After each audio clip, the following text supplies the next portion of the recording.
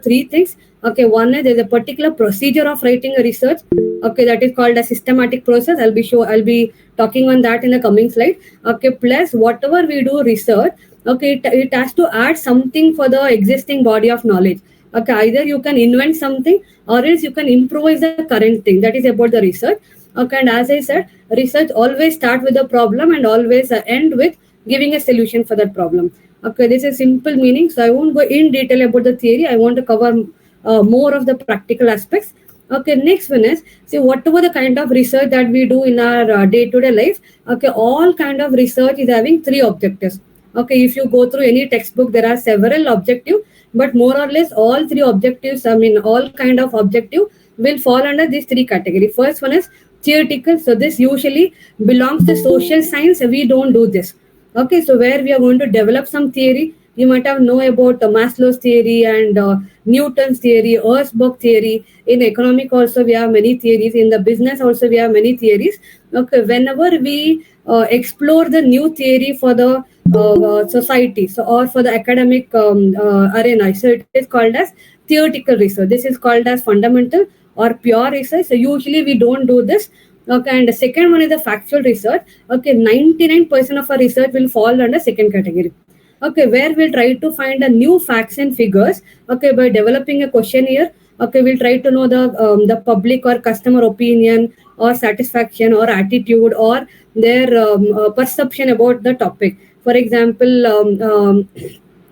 awareness about the GST among the public or perception about NEP among the teachers. So usually we'll try to do the factual research where we'll try to get the information from the public, and that will do the analysis and will come up with a solution or suggestions here. And the third one is application. Okay, this is also one way of research that we can do. Okay, whenever any existing theory, okay, when we try to apply for the newer situation, assume that I'm working in the corporate and I'm the manager of a company. Okay, all my employees are not so motivated, or they're not working highly passionate, or they're not enjoying the work. So being a manager, I can apply the Maslow's theory in order to understand which level of need my employee belong. Okay, is it a basic need? Is it a social need? Is it a self-esteem need? Okay, what kind of need they want? So when I know what is what you need, see, accordingly I can fulfill that and I can keep you happy. So what I'm trying to do here, see, already some theories are there.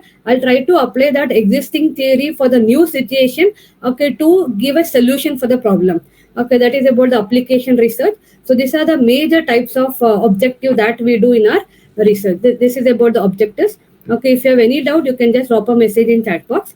Okay, next one is very, very important. See, being a researcher, being an academician, so we should follow a kind of a professional ethics. Okay, so usually we know the plagiarism is one of the unethical thing that is that might happen in the research. But apart from that, there are two more unethical things which cannot be figured out so easily.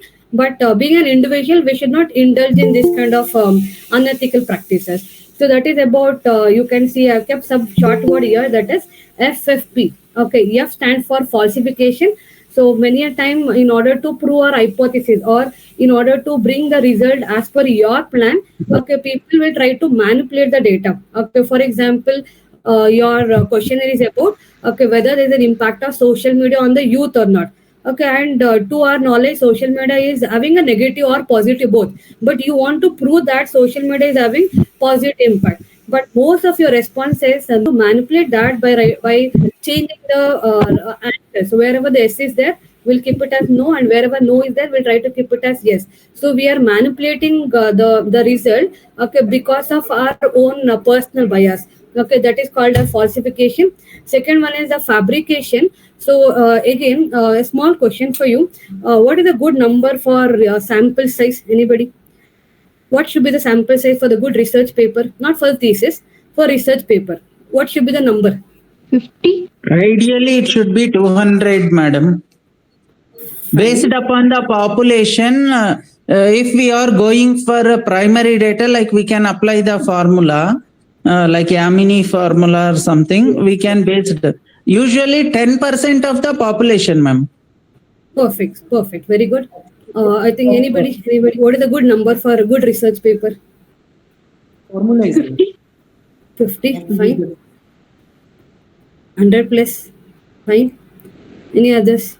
What is a good number? Fine. Trust me, there is no universal meaning for this or universal justification for this. There is no a good number for research paper. Okay, as one of, I think it was Dr. Satvik sir. So it is, we can apply certain for like a statistical formula. Okay, if you know your population, okay, 10% or that software will give you particular number. Okay, that is logical. Assume that I don't know my population only. Okay, sample is nothing but the part of population. So when I doesn't know my population, how can you pick the 10% from that? Okay, so again, let me give a small example which I personally love, which was given by one of my professor. Used to tell all these things to me. See, assume that I'm cooking a rice. Okay, to know whether the rice has been fully cooked or not, it is not necessary that. Yes, sir. Spoonful of rice is enough, madam, to test whether it has cooked or not. Perfect, sir. So Spoonful of rice. one grain is enough to check whether the rice has been cooked properly or not. So there is no universal like a definition or like justification. What is a good number here? Okay, it depends upon your like a time. Okay, it depends upon which topic you are doing. Okay, plus if you know your population, then you can apply particular formula. So there is one software. Okay, it is called as PowerG software. Ma'am, Okay, so this software will give what should be the good number for your research paper. Okay, or a thesis. Okay, and again, I have seen some of my friends and scholars. They'll say, "I'm doing PhD. I want 1,000 response, 2,000 response." So this looks very logical. See, if you take more number of sample, it doesn't mean that your paper is good or your thesis is good. Okay, your what is the quantity is not important, quality. Okay, so again, there are certain softwares are there are certain formulas are there which we can use and we can predict a tentative sample size for your research. Okay, so and again, so whenever assume that when I applied this formula, okay, it is showing that for my research 400 samples should be there, but I'm getting only 200. Okay, it is very difficult to convince the audience or the respondent to fill your questionnaire. So what I did, I got only 200. So my deadline is approaching. Okay, what I did, I am going to fill on my own. Okay, what you did, creating data. This is also unethical. Okay, that is called as in research language, we call it as fabrication. Whenever we create a data just to fulfill your personal objective, that is called as fabrication. And lastly, it is plagiarism. So whenever we copy somebody's content without giving a citation, without giving an acknowledgement, so this is called as plagiarism. So all three is unethical in the research, but only software which can find it is about only the plagiarism, whereas the falsification is the fabrication, it will be done at personal level. So this is very difficult to find out. But being a scholar, being an academician, so we should follow ethics. We should try to avoid this kind sample of size. Dr. Sohil, sir, can you please go for mute? See, it's my kind request as an online. See, I'm seeing your chat messages. So whatever the questions or doubts you have, you can just drop in the chat box so that it will not get disturbed to others. Okay, fine. Thank you. Fine. My small questions to you. In which stage I can do unethical things? So fabrication, falsification, or plagiarism. Which stage? Okay, as you know, there are different steps in research, right? Okay, if I want to do unethical, which stage I can do? Anybody? You can put a message in chat. Analysis and interpretation, ma'am. So that Majorly data collection, madam, because in terms of collecting data, if a scholar is not getting sufficient data, he will cook up something. So data collection is the major. Yes. So as sir rightly said, so during data collection stage, people will try to do these kind of three unethical practices. But where I can find this? See, for assume that Mr. A has done all this manipulation. Okay, I am his guide. Okay, now where I'll get a doubt regarding his unethical practices? Where I'll get doubt? Anybody? Where I'll get a doubt whether the person has done unethical thing in the research or not? Which stage I can find out that? In the analysis, madam, for example, if he or she is using models like regression, like R square, variability explaining, in such cases, we can find model fitting. Very good. So in simple, during result stage, we can find out. See, it is very difficult where all your hypothesis get accepted, all your objective will get proved, okay, and everything is positive. Okay, because the respondent are not for they are not homogeneous. Okay, you're not collecting sample from the same set of data, right? Okay, obviously, sir, and moreover, whenever the people fill the questionnaire, not everybody is going to see the question and they're going to fill. They're going to randomly tick on the questions. Okay, there's a bias while filling the questionnaire also. So whenever being a guide or being an evaluator, okay, whenever we find that everything is positive, everything got accepted, so obviously we'll get it out. Let me give a small example. As you are being a professors, so assume that a particular student is not very good in study, but when you're evaluating the paper, out of 100 you got 99, and 1 mark you cut deliberately. Obviously, out of curiosity, we'll check, right, who is a student who has written so excellently, and you come to know that he is not the one who is good in studies. Obviously, we'll get a doubt. So why, how you got 99? Is it really he has written or he has copied? So obviously, during finding, we'll get to know whether the person has done any kind of manipulation or not. Okay, and let me tell one small thing. See, I'm a part of 12 international journal as an editorial board member. Okay, and recently my name has been added to ABDC journal as well. Okay, and recently DY Patil Pune. Okay, they had an international conference. I have reviewed around 16 papers. Okay, and it was published in on the Springside journal. Okay, so even I check all these major things. I'll never go with the first part like abstract introduction. I'll directly go with your results. Okay, and I'll see their objective. I'm going to correlate. Okay, objectives. Okay, and their analysis. Okay, and finding. They all three is having correlation or not. See, many a time, even I observed some of my friends as well. See, just because they know a particular test, I am good in t-test, I am good in chi-square, they'll try to apply the same thing for every paper. See, the test is not going to decide about your paper. Okay, what data you have, what you're going to prove with your research. Okay, based on that, I need to pick the which statistical tool to be should be applied. Okay, so I'll be talking about that as well. For example, I want to test two different sample. I should apply pair t-test. Okay, as it is comparison of two variable. Okay, if you want to know the relationship or you want to prove the hypothesis, there is a particular reason why a particular test will be applied. Okay, so very important. So being a scholar or being a researcher, we should try to avoid this kind of unethical things. That is FFP, that is falsification. Whenever we try to manipulate the data, fabrication, when we create a data. Lastly, plagiarism is one of the big unethical thing, that is copying data without giving any kind of references. Okay, I'll be showing a proof how plagiarism report looks. Okay, and how we can reduce a plagiarism. Okay, plus as I said, Urkon software and Turnitin software didn't add AI options, so now AI options are there. I'll be showing that reference also. Okay, I'll show how AI report looks like, how plagiarism report looks like. Okay, obviously after knowing that, we should know how to reduce the plagiarism in the legal manner. Okay, all these things I'm going to cover in my upcoming slides. Okay, so this is about the three unethical things which might happen in the research. Okay, and again, very, very important is, okay, if you want to do a research, we should have a clarity. So what kind of research I should do? Okay, what type of research I should do? See, trust me, there are around 15 plus types of research we can do. Okay, but as a practice or as a tradition, so we follow only three or four. Okay, but I have taken around 10, the top 10, the type of research which we can explore and we can bring some kind of innovative in our research. Okay, first one is action research. So wherever a particular problem require an immediate solution, okay, so there we are going to apply action research. For example, COVID pandemic. Okay, so we wanted vaccination, people are dying, and it's not a small problem, it was a big problem. But action research will be applied wherever you cannot do any kind of delay. Assume that I'm the principal of a particular college, okay, and students are failing in one particular subject. There are lots of complaint about teacher and teacher not taking lecture or something is happening. Obviously, being a principal, I should take an immediate action for this kind of problem where our customers, being a college, okay, our customers are student, we should satisfy them. Okay, we should give value for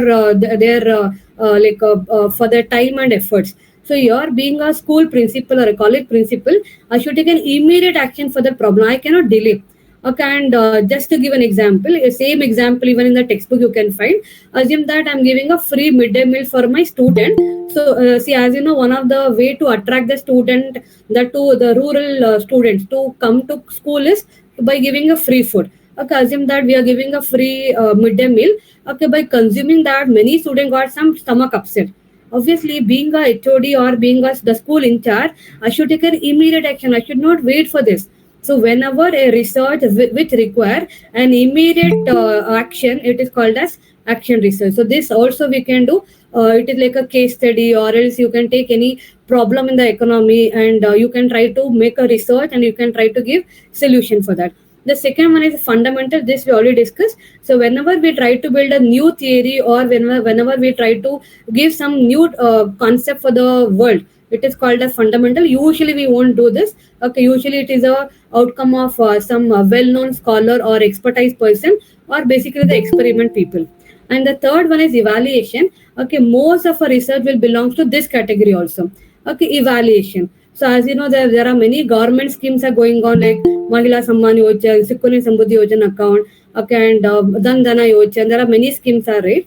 Okay, when we try to evaluate the success of that scheme, okay, for the economics, so we are going to do evaluation. Even being a teacher, what we do? Why we give an exam? To evaluate the student performance, right? So whenever the research has been conducted, in order to know in order to know the performance or how it is useful for the economy, we are basically going to do evaluation. So you might have heard about census. Government will do census, right? Okay, for that will come under evaluation. Okay, and again to give an example. Even I saw one LinkedIn post. I'm little active in LinkedIn, so I don't know which college professor it is from Delhi. Okay, so one of the professor, our topic is how the women empowerment will be done through Sukanya Samruddhi Yojana account. Okay, this is our topic, and she got an UGC fund Excuse up me, to madam. 9 lakhs. Okay, I just saw the proposal by requesting her. Very good proposal. Hello. See, there are many government schemes are there, but whether the beneficiaries are really getting advantages of that scheme or not. Okay, wonderful project proposal is good. Yes, Pankaj sir. Yes, madam. Make it in the slide mode, madam. PPT. Sir, actually, whenever I take some series of session, when I keep slideshow, sometime the screen will not get display, and if I keep in slideshow, I cannot see your chat messages. Otherwise, let me do one thing. Okay. Okay. One second, Okay. sir. Continue. Madam. Okay. Okay, fine. So that is about the evaluation research. Okay, next one is applied research. As we already discussed, whenever we try to apply the existing theory or existing concept for the newer situation, okay, that basically called as applied research. Usually, even many people will try to do a research on this. Okay, might be the any economical theories or any accounting theory or accounting standard or any scientific theory. Will try to apply for the new situation, and we'll try to see whether that particular theory it is relevant for the current era or not. Okay, and the next one is qualitative. So it is whatever the questionnaire we do, it should be a combination of qualitative and quantitative. Okay, qualitative means where we cannot express in terms of number. Okay, so it is called as unstructured. It is called as open-ended question. See, many a time, if you want to know the real or a genuine opinion about the public, okay, you should not keep more of open-ended, closed-ended. Okay, I'm giving an option. Do you like the class? Yes or no? Okay, there are certain people they didn't like or they didn't at all like. So they fall in the middle. Okay, I was a neutral. Okay, class was not so good. Class was not so bad. It was a good class. But I'm not giving that option for you. Okay, I give only good option, yes or no. So it means that I am indirectly compelling you either to say yes or no here. So whenever we try to get an opinion from the public, you need to keep more of open-ended question. People should have a liberty to express their views on the topic which you are given. And the last one is quantitative. It is called as structured and closed-ended. Okay, where for every question we are going to give the ready-made option. For example, do you think NEP is successful in India? Okay, so you can put option yes or no, or do you feel NEP is increasing student and teacher performance? Okay, highly satisfied, neutral. So whenever I try to give a ready-made option for the given question, okay, it is called as quantitative. Okay, here the respondent they don't have liberty to express their viewpoint here. So whatever the options you are given, they try to fill the question here based on that option itself. Okay, again, this is also one of the few important things that you can incorporate in your PhD thesis. Okay, empirical research. This is performing an experiment to test relevance of old theory. Okay, so many a times, see, if I go with the same Maslow's theory, even there are many arguments for Maslow's theory. See, as per the theory, they says I should satisfy for the first basic need, then I should go with the safety need, social need, self esteem, and self actualization. But it is it is not necessary that need should be satisfied in that hierarchy only. See, I might be not having basic need, but I crave for being a role model to other. I crave for being an example setter for other. I'm not worried about basic need. Okay, or else my basic need is not good, but company is giving appreciation, best employee award, best researcher award, best teacher award. My salary itself is very low. Because of that, I'm getting demotivated. So many a time, so whenever we try to test the relevance of the old theory for the current generation, it is called as empirical research. Next one is very important. If you do the PhD, either your data will be longitudinal if you're carrying a long-term research, okay, or it can be cross-sectional.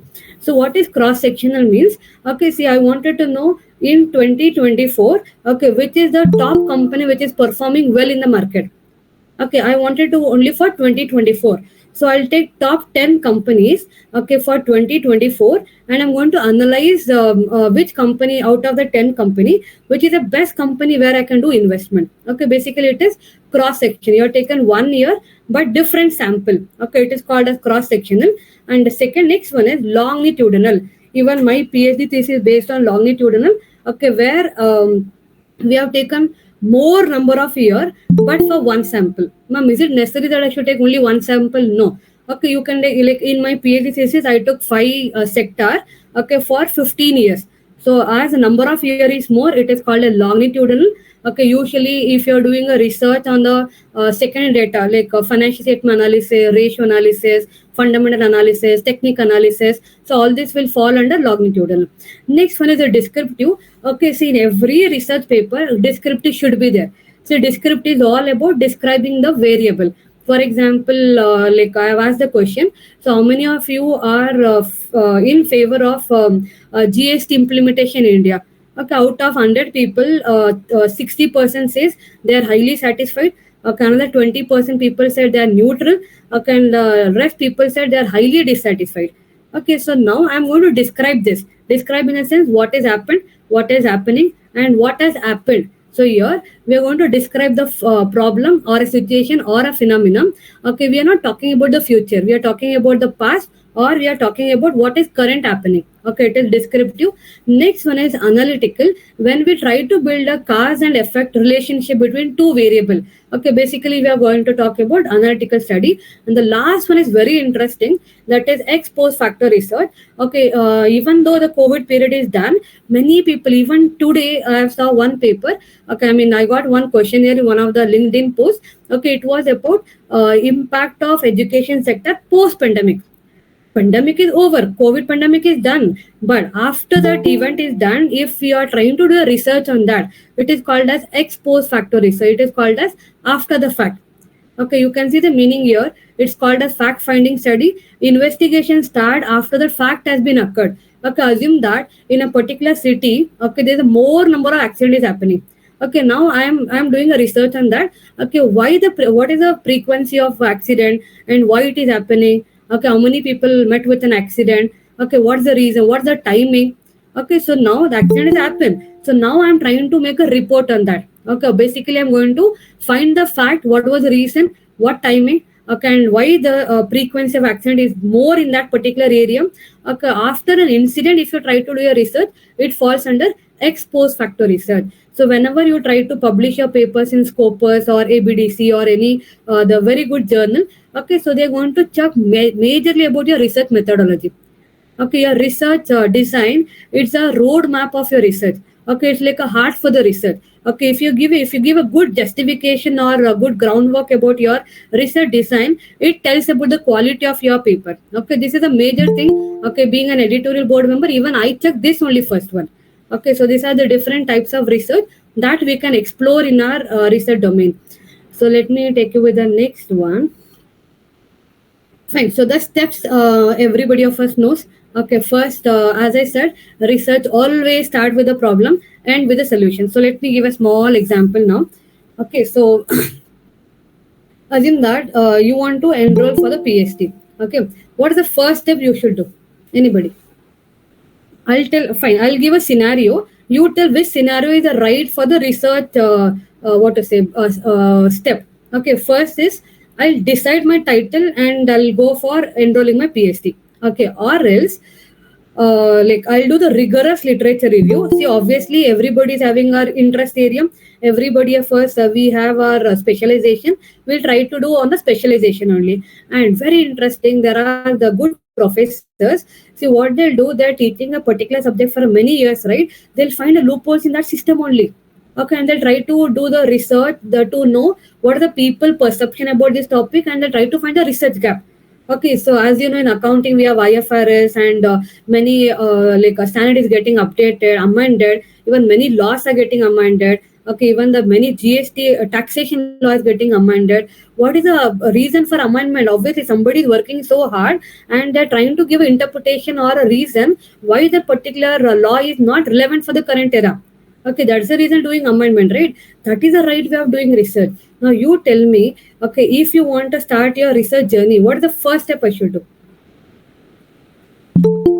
What is the first Identifying research problem, madam. Area of interest, identifying research problem, and accordingly do literature survey, extensive literature survey in order to identify the gap.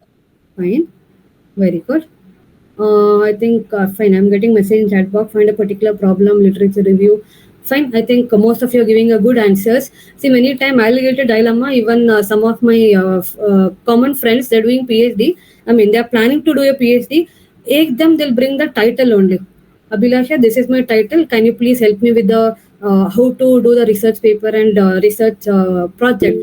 See, without Might be they have a shortcut, ma'am. Yes, sir. Might be. Yes. That's what I'm trying to say here. See, after doing rigorous literature review, then only you're going to find what is the research gap. Okay, that research gap you're going to fulfill through your research work. So without doing literature review, it is quite impossible to bring your complete title. You can bring an abstract title, like a tentative title. That is fine. But I don't know in what way they'll do a research. Ma'am, actually, sorry to interrupt you, ma'am. Actually, the trend has changed. Even I was observing the researchers, what they are doing, scope for the further study, scope for further improvement. They are bringing that scope here and they are stating itself as a research gap, identified problem. So in this way, they are coming up, ma'am. So they are following shortcuts, sir. Yes, ma'am. Maggie research should be in 2 minutes, Maggie. So obviously, research cannot be done in 2 minutes or not even 2 months. It takes lots of time and lots of efforts. And moreover, to become a good researcher, the passionate should be there.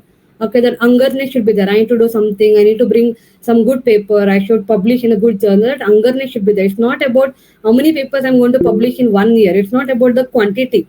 Okay, even though you publish one paper in 1 year, that is good. Fine. So the research step will start from finding a research problem. Okay, so this research problem you'll get based on your interest. Okay, based on your academical experience. Okay, you're going to bring a particular problem. Then you're going to verify that by doing a literature review. Okay, again, there are 3 reasons why we do literature review. Okay, one is to know the research gap. What is already been done by others. Okay, what you can do further. That idea will get. Okay, second one is you'll get to know the theoretical perspective about the topic. Okay, and the third very important is, okay, you'll get a roadmap how your research can be carried out. Okay, as I'm reviewing many articles, I come to know an idea like how people are collecting data, what statistical tests they're applying, okay, what kind of results they're getting. So based on that background knowledge, so it will give a roadmap for your research. Okay, this is the beauty of research. Without your depthness or the quality of research, it will be judged by seeing a literature review. Okay, and the references. Okay, these are the 2 important things in your research that will say about how depth you have done your research work. And the third one is developing an hypothesis. A small question again. For let me tell what is hypothesis. It is a tentative assumption. Okay, that assumption can be right, can be wrong. For example, I'm guessing that by just seeing a cloud, I'm guessing that today rain will come. Okay, it's a probability. It can come or it may not come. Okay, so but usually in the research, what people try to do, Okay, they want to prove hypothesis. Okay, if the hypothesis not getting proved, they change their what analysis only, or they'll change the data only. No, you can do type 1 error, you can do type 2 error. See, we should not deliberately prove the hypothesis. Okay, based on data, based on the respondent, hypothesis will get accepted or rejected based on certain parameter. But we should not deliberately prove the hypothesis. Okay, my small question is: hypothesis compulsory or not? Is hypothesis compulsory? No, no, No, ma'am. ma'am. It may remain No. options in such cases. Sometimes we may fail to prove the hypothesis, ma'am. Hence, it is not a mandatory. Yes. When we are going purely empirical examination, it is mandatory, madam. But sometimes it is not mandatory to go with the hypothesis. For example, identifying determinants of capital structure, determinants of dividend. We can see the influence, but we cannot exactly tracing the factors. No need to go with the hypothesis, ma'am. Fine, sir. Fine. One more additional question. Okay, if I keep my hypothesis, is that mean my paper is having high value? My paper No, is very no, nothing like that. But it has certain weightage, but exactly not value. The Yes. ultimate aim is we need to prove our assumptions. That's Yes. what, like whether it is a null or alternative. Majority of the times we try to prove alternative only. So Fine. yes. Fine. Perfect. So again, hypothesis not mandatory, but it has become very fashion now. Okay, so every your guide will say you should have an hypothesis. Okay, or you get influenced by your peer member saying that you don't have hypothesis and it is not a good paper, it's not a good research paper. See, hypothesis just an guesswork. It is just an assumption. Okay, why I want to keep that assumption? Why I need to prove? Okay, many times if you keep that assumption and if you prove, obviously it is having good value. It shows some kind of what to say. You are doing some research and you're proving that. So that is a very good point. But it is not mandatory that you should have a hypothesis. So hypothesis nothing but a tentative assumption. It can be positive assumption or negative assumption. Okay, after you frame a hypothesis, okay, this is the most important thing. Okay, during a research proposal, they're going to check this. Okay, research design, nothing but the roadmap of your research. It's a blueprint of your research. Okay, how you're going to do your research in the future. Okay, that you're going to tell in a very precise manner in this category, research design. Okay, next one, data collection. So I guess everybody of you know it is a primary and secondary. Okay, I'll show a few examples in my coming slide. Okay, after that we're going to analyze the whatever data you collected through various softwares are there. Okay, just write a few software. Just tell me whether you know all this software or not. All these are software name. Yes, ma'am. Amos, Yes. Amos, Yes, sir. PLS, SEM model, confirmatory factory analysis. We can use that, madam. Very good. Fine. See, whatever I know, I'm writing only those things.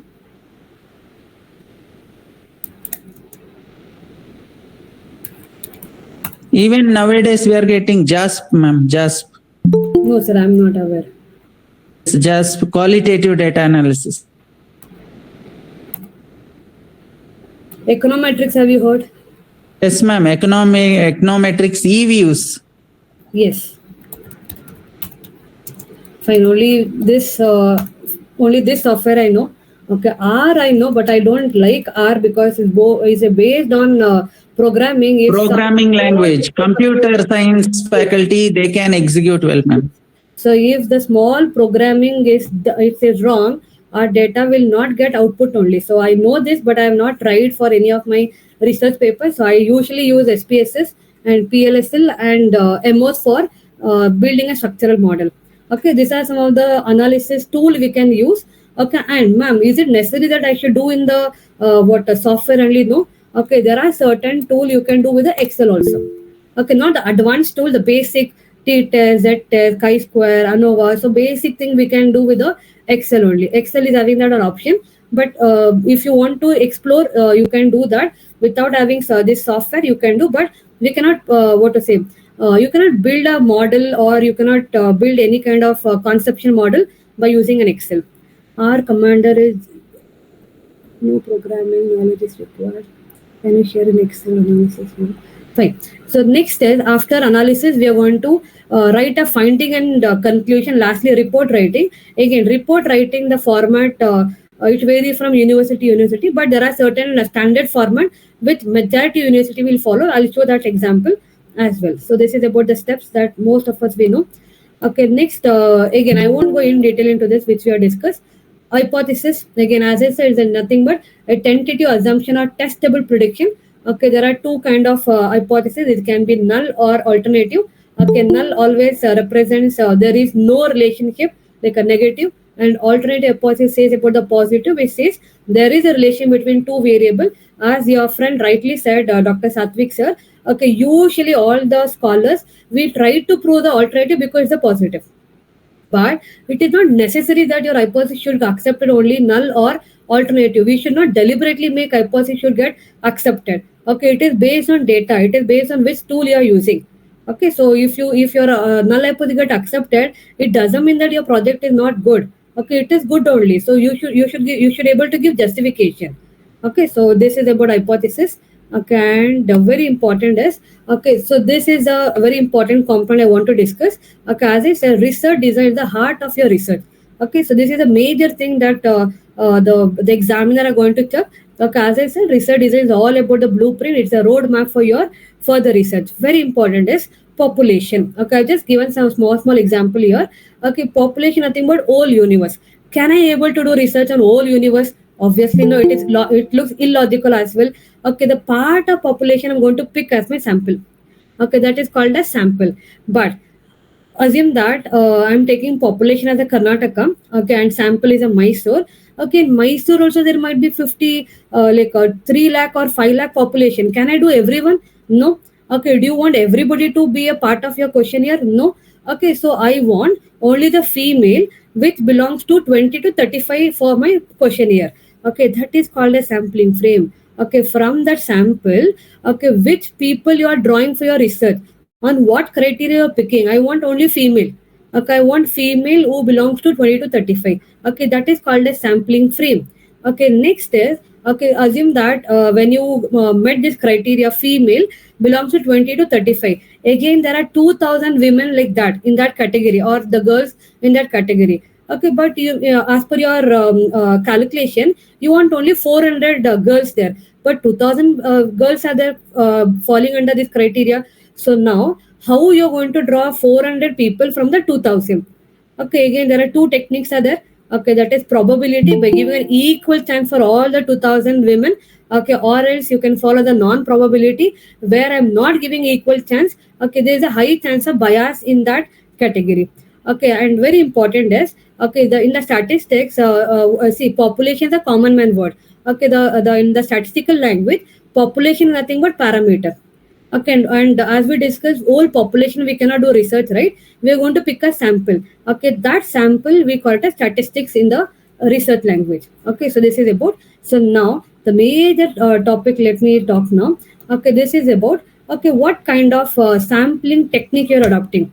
Okay, again, very important. Okay, particularly, see, if it is a research paper, we don't think too much. We'll write convenient, simple, random, or something we'll write. But when you're doing a research by taking 5-7 sectors or 15 years, okay, or doing comparison of different sectors, okay, obviously you should be very careful in writing what kind of sampling technique you are drawn.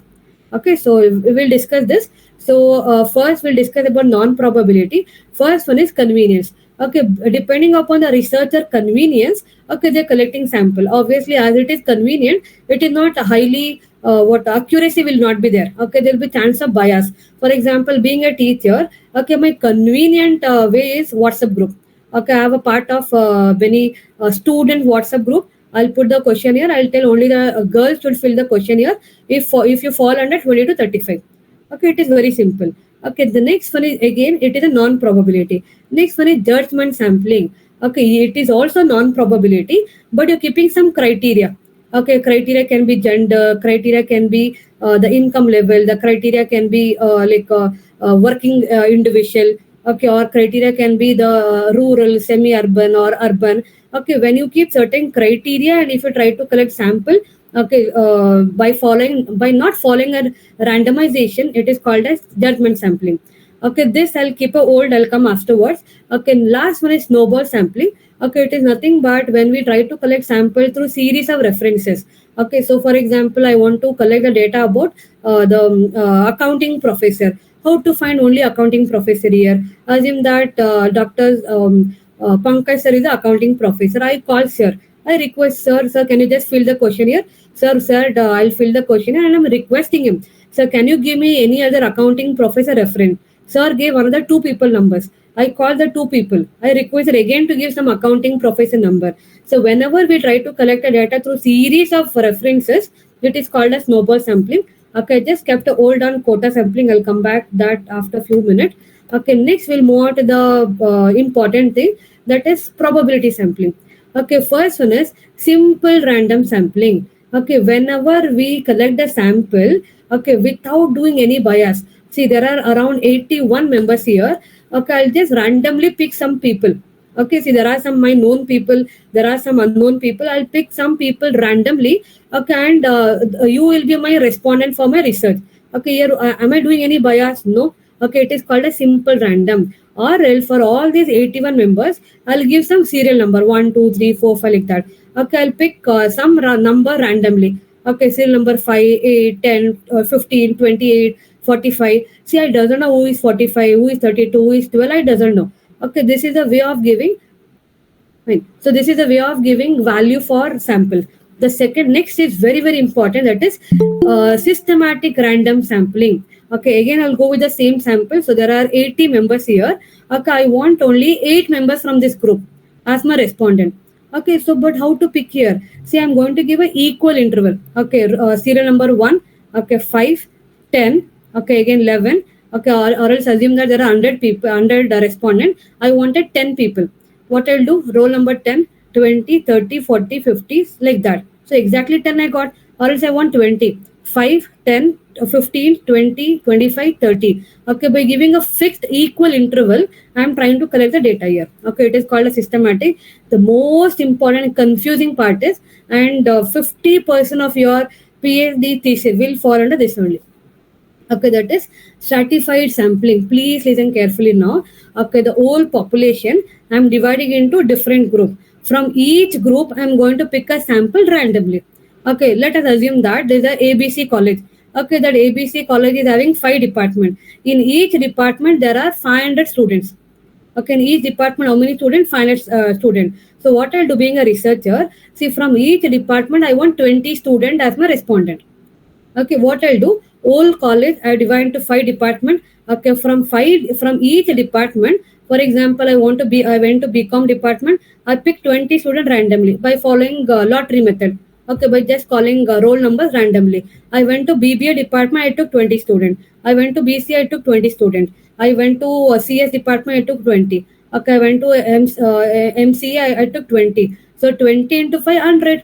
Okay, I give a equal chance to all the department. Okay, this is called as stratified sampling, and the very important is, okay, as there are 5 groups here, they are called as heterogeneous. Heterogeneous means different.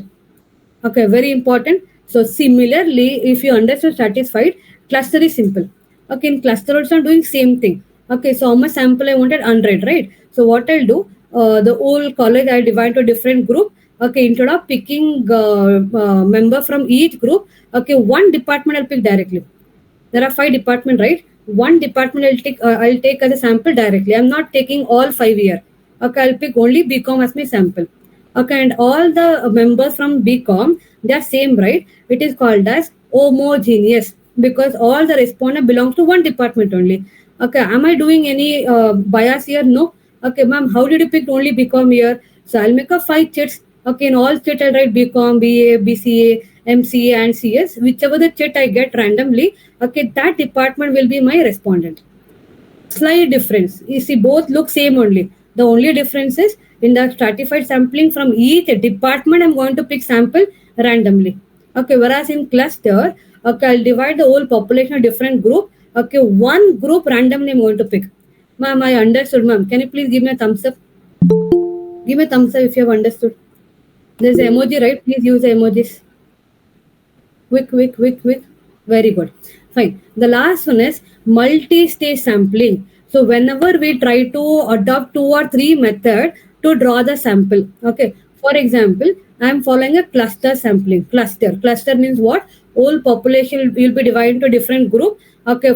One department you're going to draw randomly, right? So in my example, I said each department there are 500 students. Okay, but how much I wanted? 100. Okay, so I select that one department. In that one department, there are 500 students, but I want only 100. How you going to pick 100 here? I'll follow systematic random.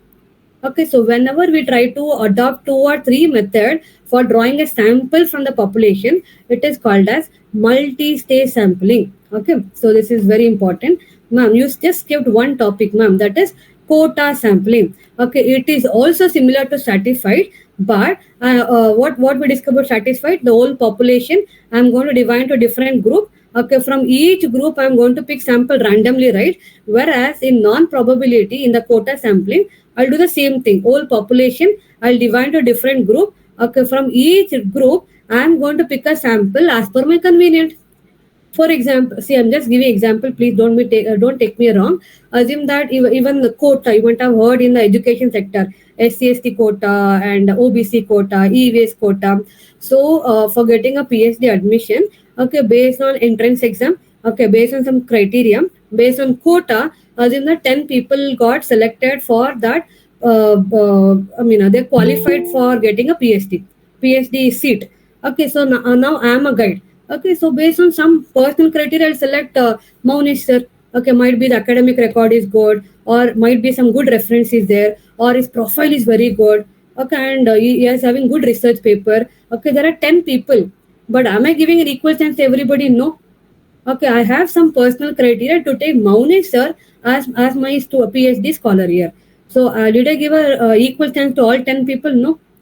Okay, so this is called as quota sampling.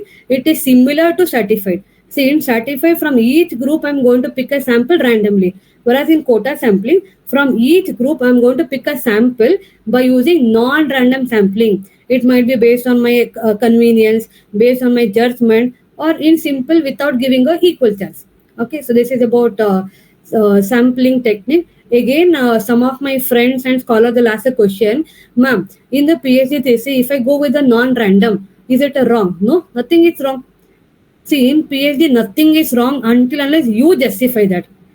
Okay, so there are 3 ways how you can justify without having any complication. One is have a strong literature support. Okay, assume that you are in the DRC. Okay, DRC members are very strict and they're asking so many questions. Okay, obviously some question you can answer because, see, let me tell one small thing which my professor said. See, to enter this profession, one of my teacher is a role model. I admire him and I follow him. Okay, this is what he said. Okay, your PhD thesis is like your baby. Okay, only you know about your baby better. Okay, you love your baby, whether it is black color, white color, or thin or fat. You love your baby. Okay, obviously, being a parent, whatever the kid it is, we love that. Okay, obviously, outsider they'll comment. If the baby is very thin, they'll comment on that. Okay, maybe you're not giving food. If the baby is fat, that also they'll comment. If the baby is very fair, that also they'll comment. If the baby is very dark, that also they'll comment because outsiders are there to comment only. See, when in the DRC, if somebody said your work is not good or you're not done many good contribution, it's fine. Do further study, do your postdoctorate or do the research paper. Okay, and moreover, see, nobody going to read your thesis in complete sense. Nobody's having time. Okay, see, you should able to justify. If they're giving any kind of comment, you know about your your paper and research work, right? You give a justification. Okay, see, one is you are the master of your thesis. You should know how to justify, or else have a strong literature support. Assume that all your hypotheses got rejected. Okay, don't get scared. Go with the literature support. Okay, see, you are not rejecting on your personal front. Data is like that and got rejected. What you can do? Okay, so have a strong literature support, or else if you want to be very simple, you can just accept. Yes, sir, I'll appreciate your question. I'll make sure I'll work on this in my further studies. What is your further studies? Maybe research paper or postdoctorate. You can do that. See, there is no point of, see, if you have a valid reason, if you have a solid justification, you fight with your words. Okay, but don't get personal. Even some of my friends who are completed their PhD. Okay, they'll say, "Arey, DRC members are not good." They'll ask they're not asking unwanted thing. Okay, they want to know the depthness about your work from your side. See, whatever you have done, can I tell, wow, super, excellent. Then there is no height for growing only. See, people should be there to comment. See, when I say you're very good, you feel happiness for only for few seconds. If I say you cannot do anything in your life, you take it as a challenge. Okay, so please remember, if you're already done PhD, or if you're planning to do PhD, or you're submitted waiting for Viva, please remember, don't get disappointed. Okay, it's a learning lesson. If you're done wrong, let us accept. If you're done correctly, and if you're getting comment, okay, prove with your words, prove with your data, prove with your literature support, and so on. Okay, accept. See, we are in the learning process. Okay, if something is wrong, you can tell, yes, sir, I do agree, and it's a valuable suggestion. I'll take and I'll work in my future, do the postdoctorate, and try to prove your work is good. Simple. Okay, fine. I hope you got a clarity about probability and non-probability. So now let me take you with the next topic. Same thing, I've given example. Okay, now, ma'am, my hypothesis got rejected, ma'am. My guide will scold, or my paper will get rejected. It's fine, it's okay.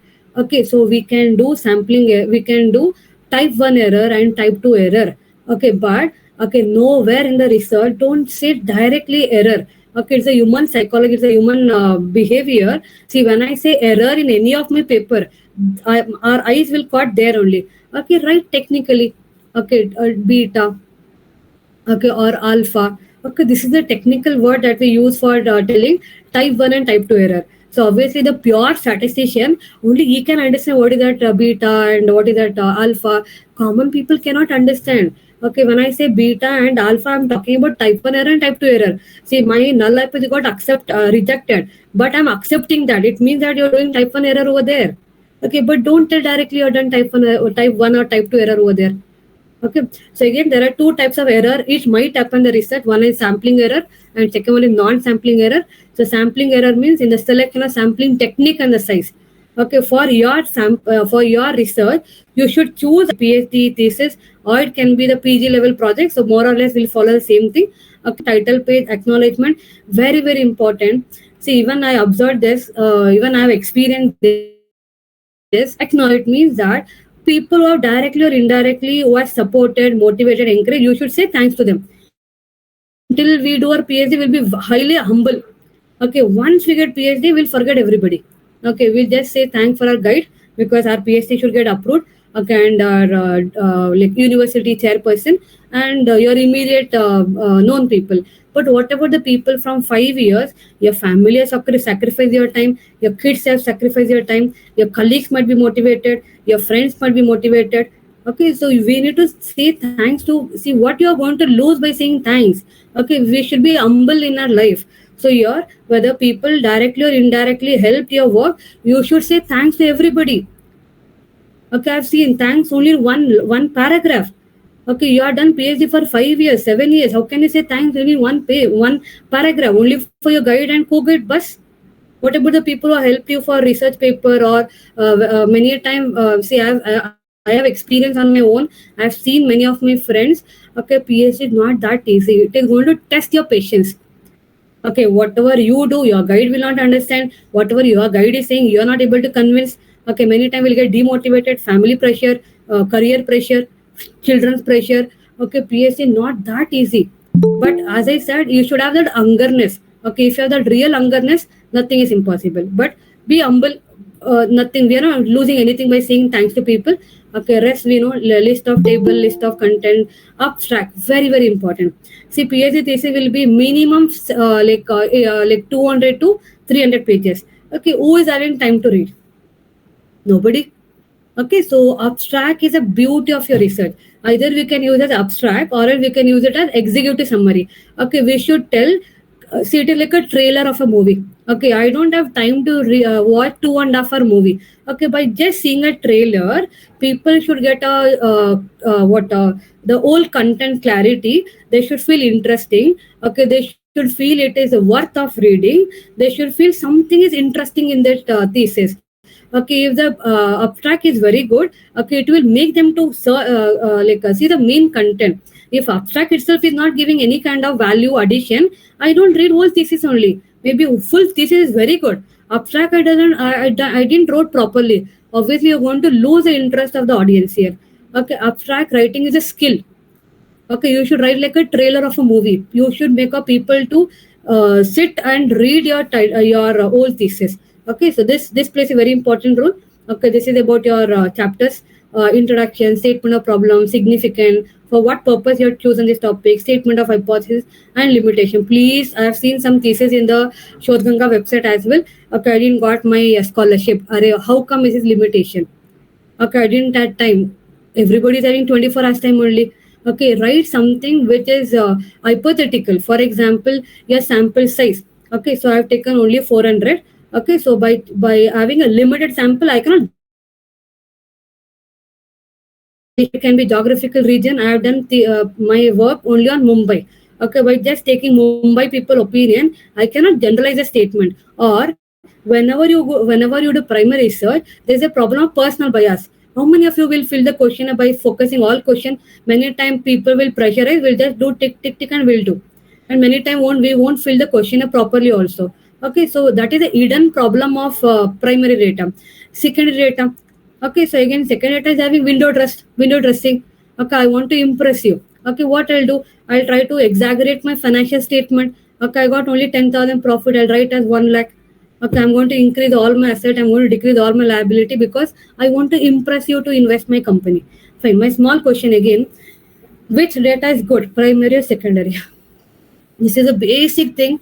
As you know, Madam, this is both have certain limitations, ma'am. In case of a primary, like we have like biases may creep while collecting the primary data.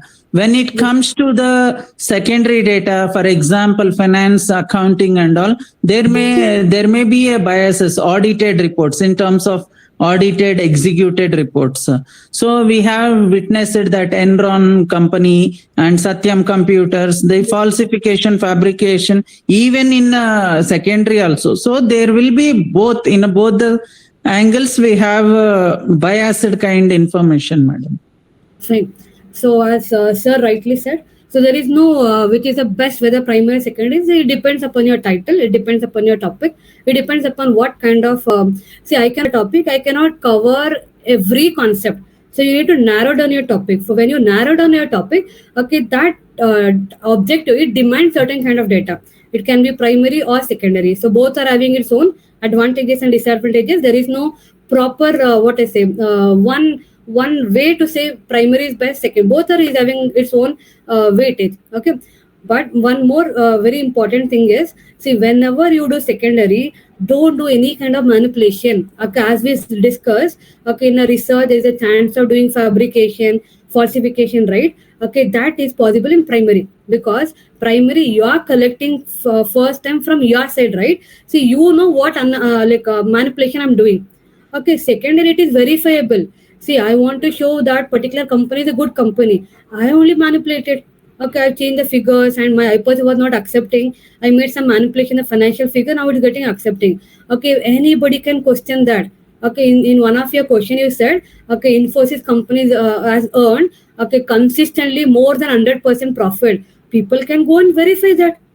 Okay, second data is always verifiable. So whenever you use second data, please be very, very careful. Don't do any kind of falsification or fabrication, because it is verifiable. It is questionable. Okay. See, it doesn't mean that you should do for primary. Like as I said, profession ethic is a core in the research. Okay. But secondary data, if I do any kind of manipulation, it is highly questionable, because it is verifiable, because all this annual report or whatever it is available in the public domain. Anybody can go and search that. Okay, so that should be very careful. Okay, next one is format, literature review, research design. This is the main component. So I'm going to talk about what is my research type, what is the source of data, how I choose a sampling technique, what is my sample size, what statistical data, tool I've applied. Focus another 40 minutes on good research paper. Okay, so these are the steps in every research paper. We are following this particular step. Title of an article, author's name, designation, college name, and mail ID. Please don't give your personal mail ID. Okay, it should be an official mail ID. And again, whenever you create an official ID, okay, use if you're doctorate, use your doctor prefix.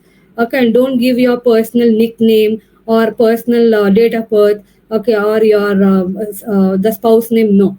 Okay, so it should be an official, because your research paper is available in the public domain. So whenever people want any kind of clarification, they're going to mail you. That mail should be a professional.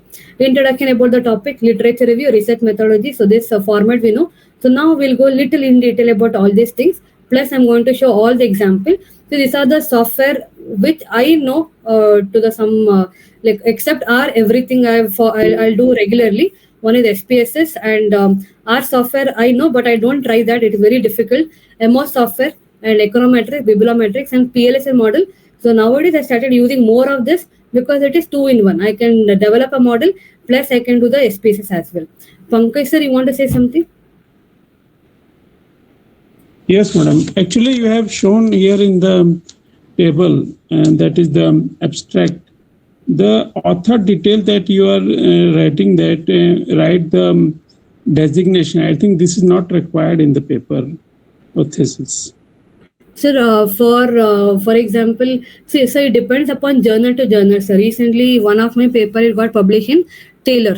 Okay, Taylor and Francis. So they said I need to keep designation. I say I'm telling in general what all we can keep, but publication journal they'll give a guidance what all you need to disclose, what all you should not disclose. And again, one more ABDC journal, it's a B category. They said we should not give mail ID and contact number also. So that differ from journal to journal. So there is no one particular format like that. I'm talking in general, what all we can cover. Okay, thank you. Perfect. Fine. So this is a statistical tool. Fine. Small question for you. Okay, what's the difference between reference and bibliography? Both are same. References and bibliography. See, I'm treating you as my good friend. I know all of you are professors, and many of you may be senior to me. Okay, so I'm with due respect, I'm treating you as my good friends. Okay, after the session also we can be in contact. I'll be sharing my LinkedIn profile. So let us be connected. See, we are the teachers. We should share and grow together. This is what I believe. So in whatever the way I can help you, in whatever the way you can help me, we'll stay connected. So it's all about growing together and shining in our own ways. So I'm just asking question. The reason is if you already know, there's no point of discussing once again. So that's only reason I'm asking some few small questions here. Okay, just to keep you engaged in the lecture. That's all. Fine. Reference which is used in a study, bibliography, all those referred for the study. Fine. Any other? References are cited text, like where, for example, if I'm referring an article, it includes the cited articles as well as the supporting evidence for my study. That we will be taking as a references, ma'am. When it comes to the bibliography, the literary works which is supported with in terms of books as well, include all the published, unpublished, whether it may be in the form of books, that will be serve as the bibliography. Perfect. I think 100% right answer. So reference is nothing but wherever we cited for giving justification for our wordings or our research, that is called as references. Okay, bibliography means may not be you have not used that particular content in your research paper anywhere.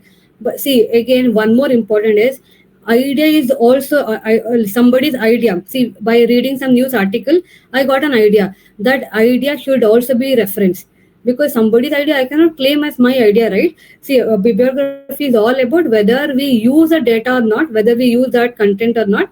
Okay, as you read and as you got some knowledge, I need to incorporate in my research work. Okay, this is a basic difference. I think Satvik sir has given beautiful definition for this. So that is about reference and bibliography. Ma'am, what I should write in my thesis? Okay, in thesis it is preferred to write in bibliography because bibliography include both.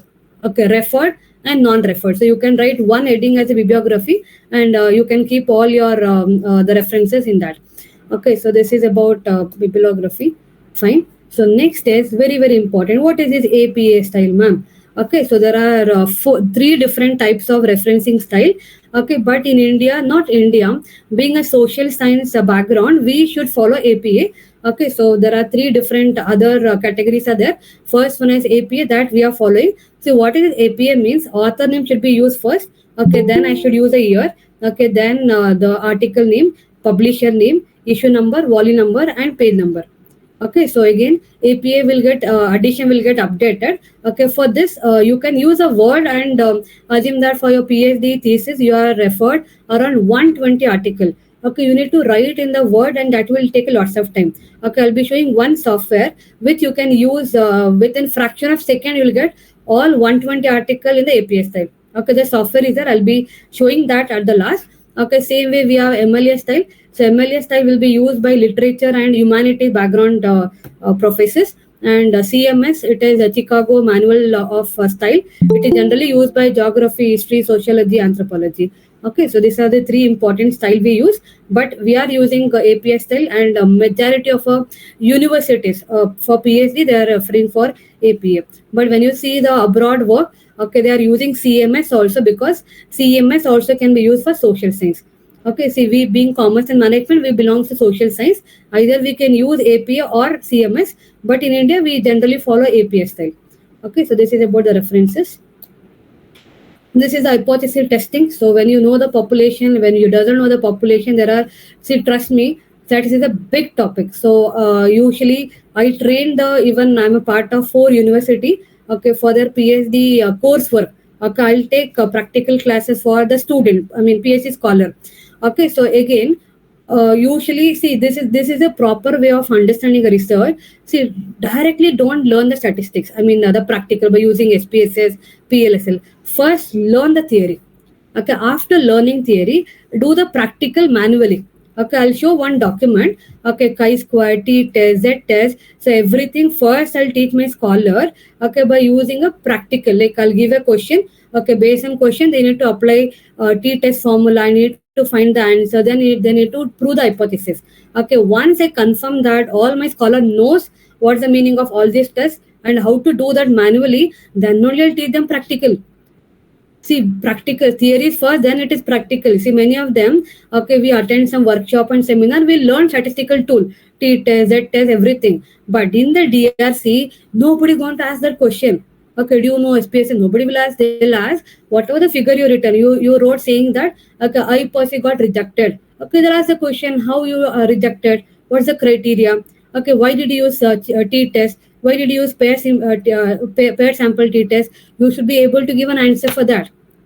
Okay, so for that reason, again, I cannot complete all the tests. Okay, which is very important for some of our research work. I'll show only the meaning.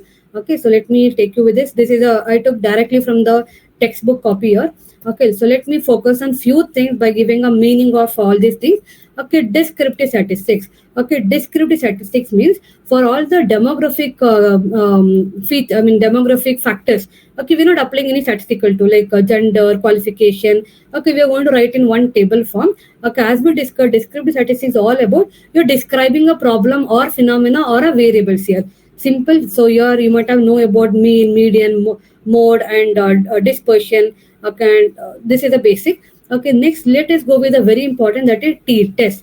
Okay, so again, t-test will be used for two reasons. One is independent t-test, another one is a pair t-test. So whenever you have a two different set of sample, we are going to apply pair t-test here. When we should apply here, use in experimental research to evaluate the effectiveness of an interview. I've taken one example here. Testing whether the new teaching method improves student performance compared to traditional method. So traditional method is one variable and the modern method is another variable. So we are going to apply pair t-test. Okay, again, anybody, when for which samples I can apply t-test? Anybody? What should be the good sample size for applying t-test? 100 plus is Less than 30. Less than 30 or more than 30? Less than 30. Less than 30. Fine. But Less than 30. Fine, very good. Okay, as Satvik sir said, I'm having 100 sample. Can I apply this? so for a pair t-test, madam. Sir, whatever it is, I'm having 100 sample. Can I apply this? You can apply for, see, t-test is not only applied for sample size, it will be applied for testing your hypothesis also. Yes. To test, reject or Yes, hypothesis. Okay, so these people get confused. Even many of the, not the PhD, I'm telling about the conference. Okay, so the conference chairperson, okay, where they're going to listen to your research work and they're going to comment. Okay, whenever sample says 80 and they'll comment, why you apply t-test? It should be less than 30. See, they have not applied t-test for sample, they have applied for hypothesis testing. Please remember, t-test is not only applied for less than 30 sample, it can also be applied for testing an hypothesis. Whether your hypothesis got accepted or rejected, by applying this test also you can comment on this. Okay, apart from this, for hypothesis testing, I can use chi-square, I can use ANOVA also. Okay, these are the three popular tests we can use. Okay, apart from the main, the core element, we can use hypothesis testing also. Very, very important. So now let me take with a few more another important tests. Okay, analysis of variance, it is nothing but ANOVA. So in order to examine the difference among two or more groups, okay, we are going to apply ANOVA. Okay, if the depending upon your independent variable, we can apply one-way ANOVA, two-way ANOVA. There's one more concept called as monocova. Okay, whenever you have 2-3 dependent variable, 2 or more independent variable, that is extreme high level, you cannot run that with Excel. It has to be SPSS. And when we are going to apply ANOVA, so one is to compare the multiple groups. Okay, and example, comparing customer satisfaction level across 3 different brands. Okay, as we discussed, ANOVA will be applied for multiple groups, right? So here we are comparing the 3 brands. Again, ANOVA is used for comparing, plus ANOVA can also be used for hypothesis testing. Okay, important. Next one is the regression. It is know the relationship between dependent variable and one or more independent variable we are going to use. Again, there are 3 different ways I can use regression, linear, multiple, and this is a new thing, that is a logistical regression. See, whenever we use our questionnaire yes or no, okay, usually we cannot apply any statistical test here. But in the regression, there is one more options available now, that is called a logistic regression. So whenever you have a categorical scale, I guess you might be knowing about scaling technique. Okay, nominal scale, ordinal scale, interval scale, and ratio scale. If your scaling is categorical, where we just give an option like yes or no. Okay, if your options are yes or no, still you can apply regression by using only logistic regression. And applications, in order to understand the trend or impact of one variable on another variable. Example, predicting the house price based on size, location, and age. You can see there are 3 variables here. So all 3 I'm going to check in order to know how it is affecting on housing price. So for this, I'm going to apply regression. So all this thing is a theory. I'll show one document which speaks about practical. Okay, after that, it is correlation. So it is known to the relationship between 2 variables. Again, there are 2 things. Okay, if your scaling is continuous variable, we should apply Pearson correlation. If your variables are rank or ordinal data, as I said, we have 4 scaling. Okay, if your scaling belongs to rank correlation or ordinal data, then only I can apply Spearman rank correlation. For example, examining the correlation between advertisement expenditure and sales revenue. So there are 2 variables. I want to know a relationship between whenever you increase research paper. Ma'am, how to write good research paper? One is choose a strong topic. So just because everybody is doing on one particular topic, don't do that. Okay, so we should always go with the relevant. Okay, at this current time, okay, what is the emerging topic? Okay, you might have heard about green financing. Okay, ESG is a very topmost topic in India nowadays. You can see many IIM and IIT, they are asking research paper on this only, ESG. Okay, it is environmental, social, and governance. Green financing is trending now. Green finance. Yes, and what is renewable energy projects, madam? Yes, it is Solar. SDG. Yes. Yes. It is sustainable developmental goals. Okay, and one more is behavioral bias. Okay, so as you know, nowadays share market is not growing, right? Behavioral finance, madam. It is connected with behavioral finance, neuroscience. Yes, sir. Like it is all neuro about investment. Yes, sir. So whenever I want to do investment, okay, there are various kind of bias. It is going to influence on my decision making. That is about behavioral bias. And nowadays it has become, and one more good topic is fintech. Okay, so it is fintech is an emerging topic, and AI enabled. Okay, AI has become part of everything. Okay, so influence of AI on fintech, influence of AI on investment. Okay, so AI enabled topic is very good. And one more is supply chain management. Okay, many of the Scopus journal, they are accepting this kind of title. Okay, because this is some of the emerging topic. Okay, so this is about somebody is raising her hand. Nagendra sir, you want to say something? Nagendra sir, fine. Might be by mistake. Okay, that is the first. Choose a strong topic. So whenever you choose your topic, whenever you discuss with people, they should feel interesting to listen to you. Second one is conduct thorough research, do the literature review. Okay, for this you can use a bibliometric software. Okay, so even I use in one of my paper, it will show okay whole world. Okay, for example, my topic is EST. How many people have done the research on that topic in the whole world? Okay, so it will show from each state or country how many number of paper has been done, like 40, 60,000, like that it will show. Okay, and that is also one way of justifying your data. Okay, you can show in India, okay, there's a less number of research was done on like green financing, so I've taken that data or you have taken the topic. Okay, next one, develop a clear thesis statement. So after doing literature review, by understanding a research gap, you need to develop your title now. Okay, afterward, create a structured outline. It is nothing but your research design. Okay, as I said, it's a blueprint, it's a roadmap. Okay, and afterward, see, doing research is one challenge. Writing research is the next level. See, many a time, many of us, we know many content, but when it comes to explaining, we might lack. Okay, so thesis writing is a skill. Okay, so when you write, okay, you should create a logical sequence. Okay, people should read with a story. Okay, you are writing first advantage, then directly you went with a process. No, they should be connected, meaning and definition. Okay, importance, advantage, disadvantage, role. Okay, like that particular sequence should be followed. And always when you write research paper or a thesis, okay, you are writing in a past tense. It's already been done, right? You should not write, okay, the proposed data is no. Okay, you should write in the past tense. And again, very, very important is, okay, if you're accepting hypothesis or rejecting hypothesis, always support your argument. Okay, arguments should be supported with the proper citation. Okay, or else you can take some reference article which is having a similar result. Okay, so as I said, there's a two-way how you can justify. One is literature evidence, or else your data should be an evidence. Lastly, proper citation references. Okay, and as I said, there's a two-way of reducing your plagiarism. Okay, one is by giving a citation, and other one is paraphrasing. Okay, anybody, which is paraphrasing. Instead of going with the copying some ideas, one way is to give the citation, madam, credit, like giving credit to the author. Second thing is we can, in our own words, we can put across in our own words, so that we can we can tackle with the plagiarism part. Perfect, sir. So there are some softwares like Quillbot and all, but that is not such efficient, ma'am, as per my knowledge. So again, if we use that plagiarism paraphrasing tools, the meaning will changes. What exactly we want to convey, that gets disrupted, madam.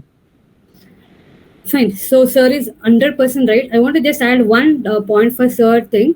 Okay, see, as there is there's a two thing. One is give a citation. See, it is somebody's hard work. It is somebody's idea. We need to acknowledge that. Okay, that is one best way of reducing a plagiarism. Other one is you rewrite on your own words. Okay, when you write in your own words, then obviously that sentence should not lose its essence or a beauty. That is secondary. Third one is many of us we use paraphrasing software. Okay, one of the well-known software is Quillbot. Okay, trust me, Quillbot also AI. Okay, I'll show the report. Okay, so it is also comes under AI tool. Okay, whenever you use the paraphrase software to reduce the plagiarism, okay, plagiarism will get reduced, but it will come under AI. As I said, nowadays all the Scopus, all the ABDC, all the IM conference, they want plagiarism report plus AI report also. Okay, I'll show you how it looks. So these are the two way how you can reduce your plagiarism. Okay, one is paraphrase or you need to give a citation. Okay, edit and revise. So many a time, see, we feel that everything is right, but you need to give for your known people. Please, whenever you publish your paper or thesis, don't send anything in the WhatsApp. Okay, who knows? You are sending to me, I'll do the publication. Okay, so always send a mail writing complete story. Sir, as per the telephonic conversation, I'm sharing my PhD thesis with you. Kindly review and update on the same. Okay, write date, time and everything. By chance, if I use your data, you can take some legal action because mail support is there. Okay, never ever share in the WhatsApp, okay, or any social media. Okay, and avoid plagiarism. Tell of a publication again. Each and every publisher is having their own scope and their own guidance. Okay, you cannot write one paper which is fitting for all publishers. So as per their guidance, you need to revise your referencing style or the research paper formatting style. Okay, so these are some of the important links. Okay, whatever the tools I'm discussed, I've given a link here. Okay, so there are two software which will be used for plagiarism. One is Urkund software and Turnitin software, and a link for checking virginality. This I'll be showing now, but still I kept a link for your reference in the future. Okay, this is a Pune University website. Okay, where UGC has given a link where we can check whether the journal we are planning to publish is a fake or it's a real one. Okay, the fake, it is called a clone journal. I'll be showing this. Next one is paraphrasing software. This is a QuinnBoot software, which is widely used by many of the researchers, but it is also AI tool. Okay, next is reference management. These are the two well-known software we use for reference. Okay, but second one is user-friendly. It is little easy to understand quickly. Okay, these are the four important statistical tool. Okay, SPSS, PLSL model, MOS and ARS programming. Okay, two more is bibliographic matrix, that is about references, and the second one is econometrics. It is about combination of max and economics. Okay, so this is about. So now all my theory is done. Okay, I need another. Still we have time, right? 20 minutes. See, I have planned as per the time. Okay, so I'll be sharing my LinkedIn profile and my detail. If you wish to connect with me, you can connect with me in any of the platform you want.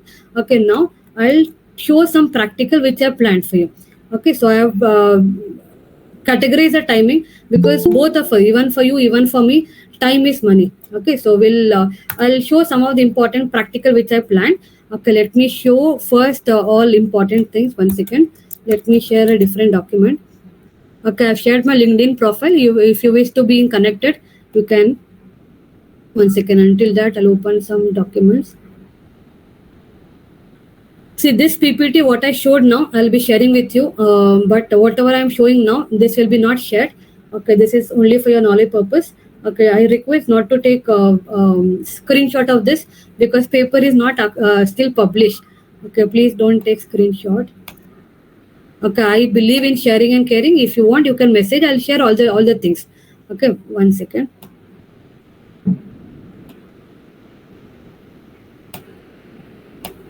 Where it is? Yes. Is my screen visible? I'm in some PDF file. Can anybody just talk? It is Yes, ma'am, visible. Paper 2 document. Yes. You can see this is the Turnitin software. As I said, Turnitin and Urkund are the two most important documents will be used in all the university. You can see.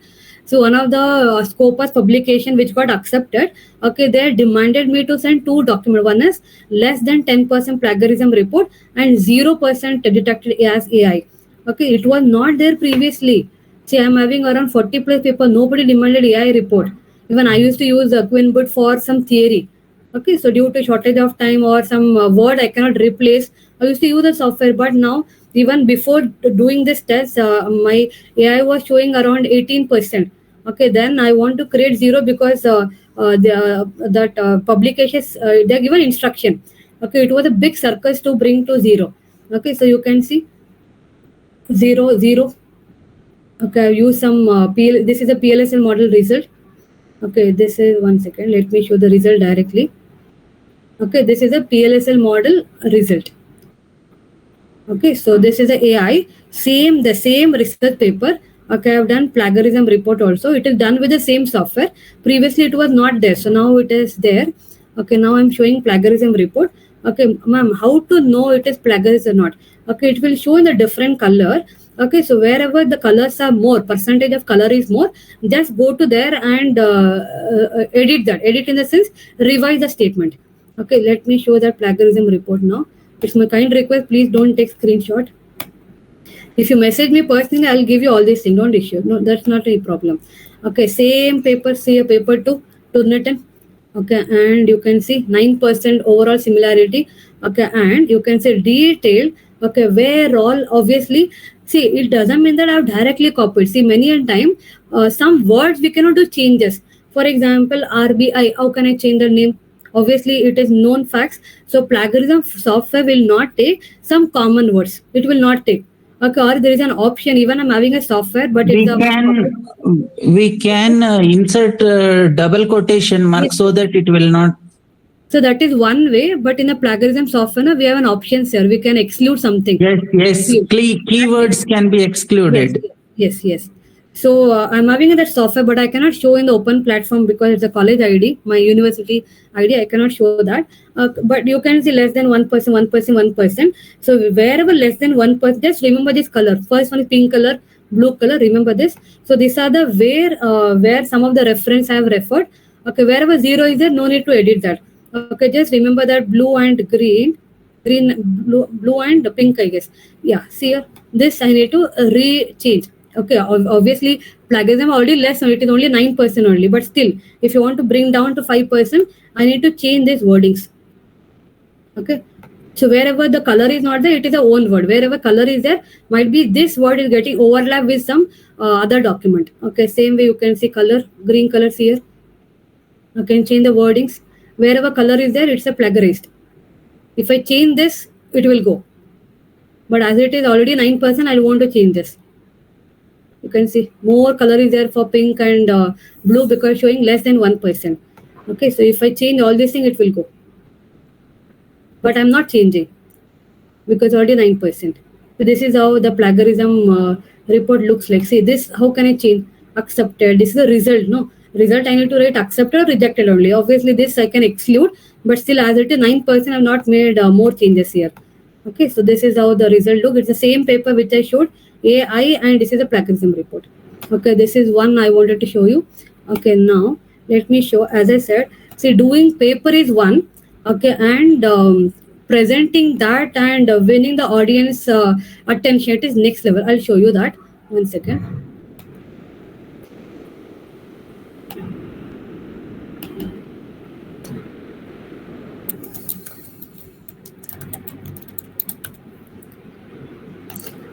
I've kept everything in one folder so that I can quickly show you. Okay, this also please don't take screenshot. I can share the PPT slides if you want. Okay, fine. So this is a paper which I got Best Paper Award in Mumbai. You might have heard about HR Kona, a well-known college in Mumbai. So it was held in 24, I think March or April. So I got first Best Paper Award, and because of, as it is a well-known college, from that workshop, I mean, because of the Best Paper Award, I got 7 to 8 opportunity to deliver the session on research paper only. So this is the, see, as I said, if the quality is good, no need to hunt for the opportunity, it will come for you. Okay, is my PPT visible? Yes, ma'am, visible. Fine. Exploring factors impact on individual investors. Yes, sir. I'm showing the same slide which I use for my conference. Okay, now I'm not explaining this. Okay, I'm just showing how PPT should be there to attract the audience.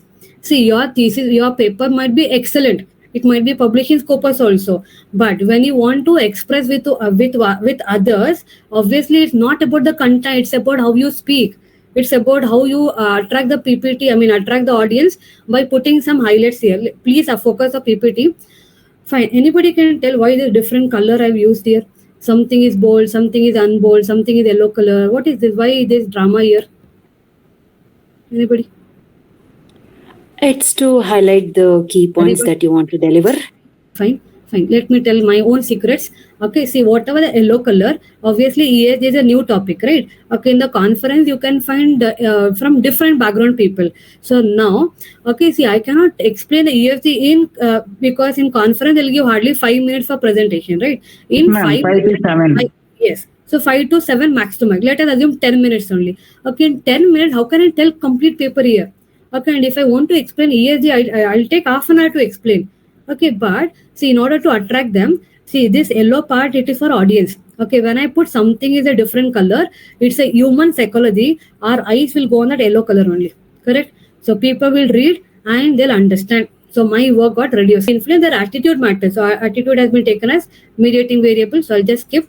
Fine. This is a very important. Again, the yellow highlighted is the result. Okay, this result, I want audience to see that. Okay, and you can see something I've highlighted with a bold. This is for my reference. I want to explain this. Okay, because this I'm sharing once again. I guess it is visible. Many Yes, of us might be knowing about Ravindra Bharati University. This is a journal, and even this is also famous journal of foundation research. And one more is there. Yeah, this also it is floated in many of the WhatsApp group. There are many publishers. There are the fake publisher. They'll take money and they'll publish in a fake journal. Okay, this is also you can find in many WhatsApp group. Okay, and again, yeah, this is Journal of Asian Society of Mumbai. See, I stay in Mumbai. This journal is very good actually, but I'm not saying it is fake one. This is a original. This side is a original. This is a fake one. See, exactly name is same and same. Okay, English is same. Okay, and ISN also same. Okay, because even the fake publisher know we are going to verify all this thing. But okay, click here. Their website is different.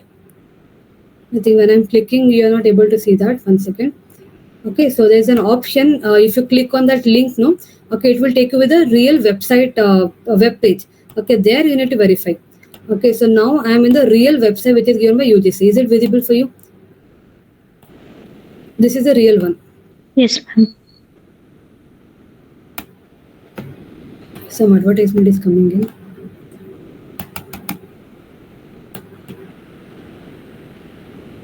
Fine, this is a real one. Okay, so now let me show how the fake one looks. I'm opening the fake one. This is a fake which like what I showed here. This is a fake one. Okay, so now let me go to UGC website again. I'll click on the original website link. So this is a original. I think it is not visible for you. I'm using my phone as a participant also. Okay, I'll just go back and I'll show this is the original website of this journal. Okay, like this, you need to verify before opting for any publication. Is it visible for you? This is a original Journal of Asiatic Yes. Society of Mumbai. I'm having one paper with them, which is the same color. Okay, same photocopy. And as I said, I stay in Mumbai. I visited that place also. This is how you need to check whether it is a fake or real. So UGC has given a guidance. Please go through that. And apart from, you can search also. For example, somewhere you got a journal name, publisher name, and all the details. You can go and search from your angle also. 1 second.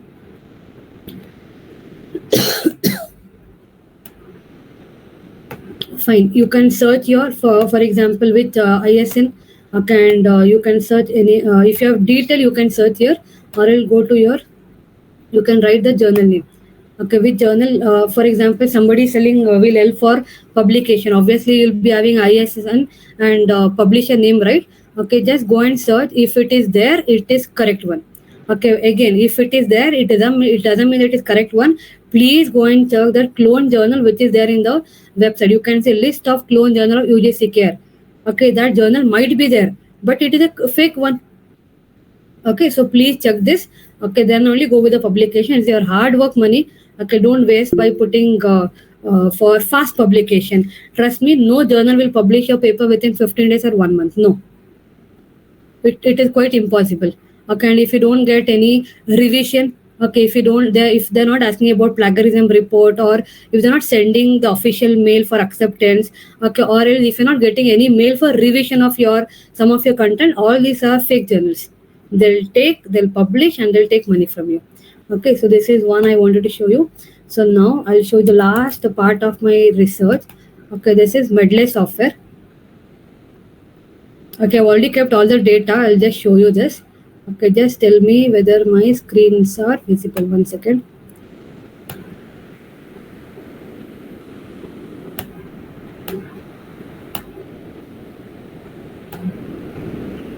Is my screen visible? Yes, ma'am, visible.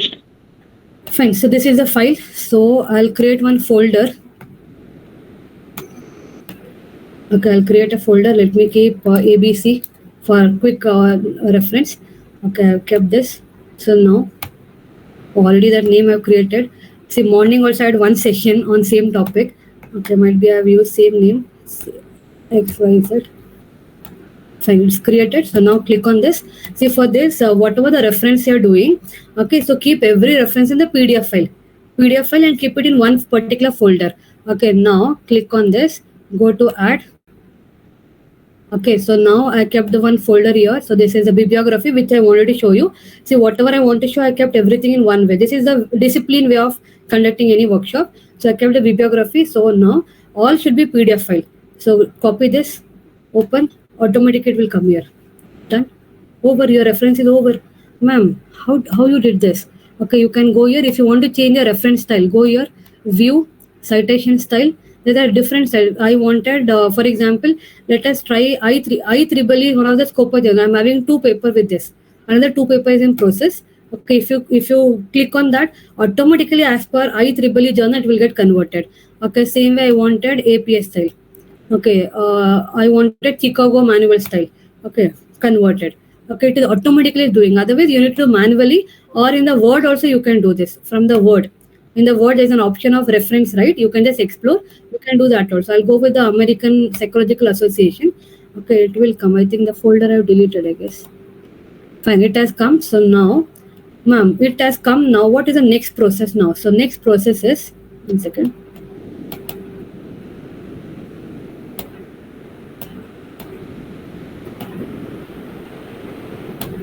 Fine. So now, Control A and Control C. I just did copy. Now go to the Word file. 1 second, let me open the Word file. Okay, you need to just do the paste, it will come. Then arrange as per the alphabetical order or whatever the order you want, and it is done.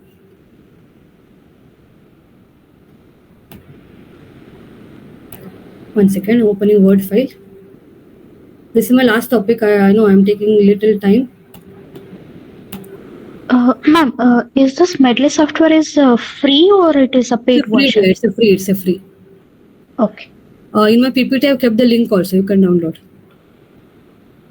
See here, Word file is there. So whatever I copied there, I'm just doing Control V, paste, done.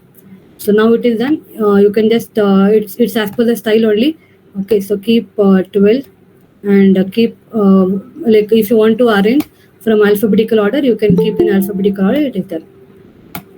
So very easy. Okay, so this is how some software can be used for referencing. Fine. So this was about my today's session. And if you have any doubt or if you want anything to be asked, I can spend another 10 minutes. If you have any question, please let me know. Given all insights pertaining to from selection of problem to publication of research work in repute journals. Apart from that, you have shown everything. My simple question, ma'am, I have a personal query. We have discussed more about the sample size, sample determination.